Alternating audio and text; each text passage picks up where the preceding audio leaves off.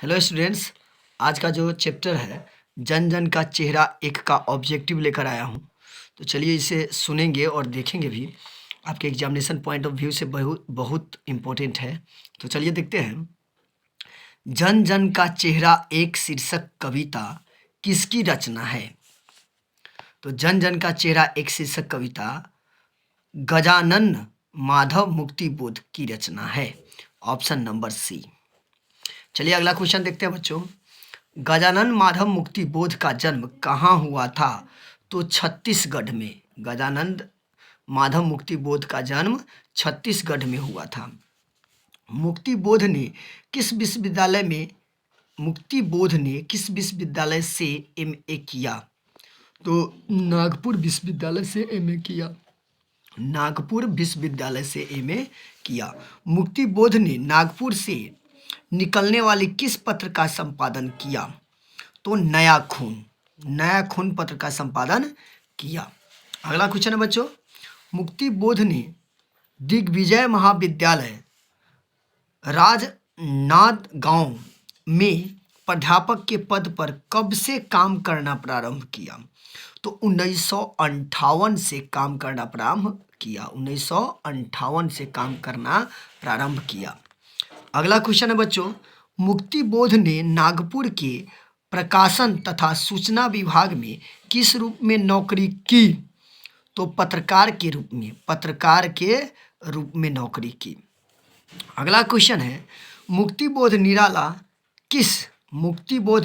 किस तरह के कवि है?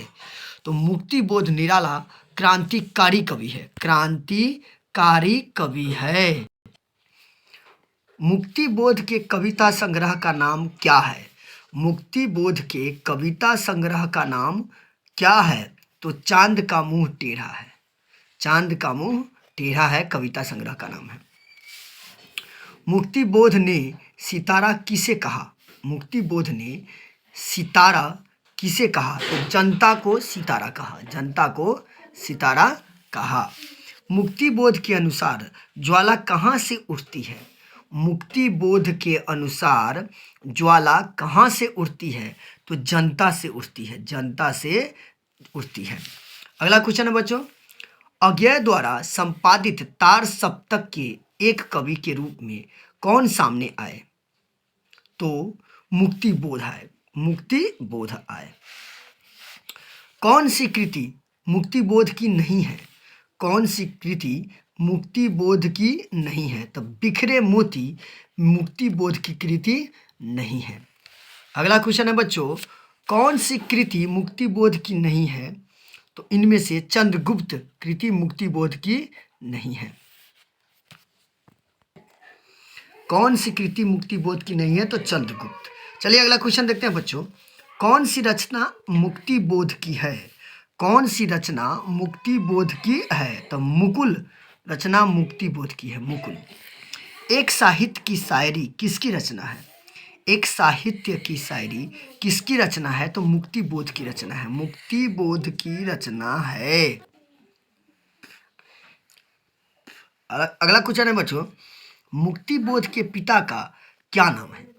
मुक्ति बोध के पिता का क्या नाम है? तो माधव मुक्ति बोध। माधव मुक्ति बोध।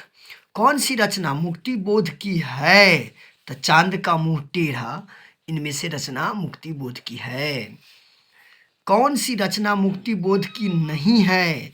तो कामायनी एक पुनर्विचार रचना मुक्ति बोध की नहीं है।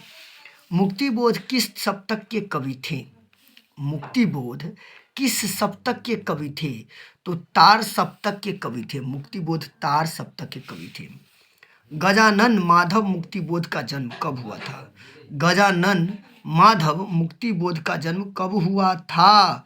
तो 13 नवंबर 1917 को हुआ था। 13 नवंबर 1917 को हुआ था। मुक्ति बोध की माँ का नाम क्या था? तो पार्वती बाई था। मुक्ति बोध की माँ का नाम पार्वती बाई था। मुक्ति बोध ने किसका संपादन किया? तो मुक्ति बोध ने नया खून का संपादन किया। नया खून का संपादन किया। कौन सी कृति मुक्ति बोध की है? इनमें से कौन सी कृति मुक्ति बोध की है? तो द्रौपदी, द्रौपदी मुक्ति बोध की कृति है। जन जन का चेहरा एक के रचनाकार है। जन जन का चेहरा एक के रचनाकार गजानन माधव मुक्ति बोध है। गजानन माधव मुक्ति बोध है। मुक्ति बोध की कविता है जन जन का चेहरा एक है। मुक्ति बोध की कविता है जन जन का चेहरा एक है। नए साहित्य का सौंदर्य शास्त्र के लेखक है। नए साहित्य का सौंदर्य शास्त्र के लेखक है तो मुक्ति बोध। कौन है? मुक्ति बोध है। कामायनी एक पुनर्विचार के रचयिता है। कामायनी एक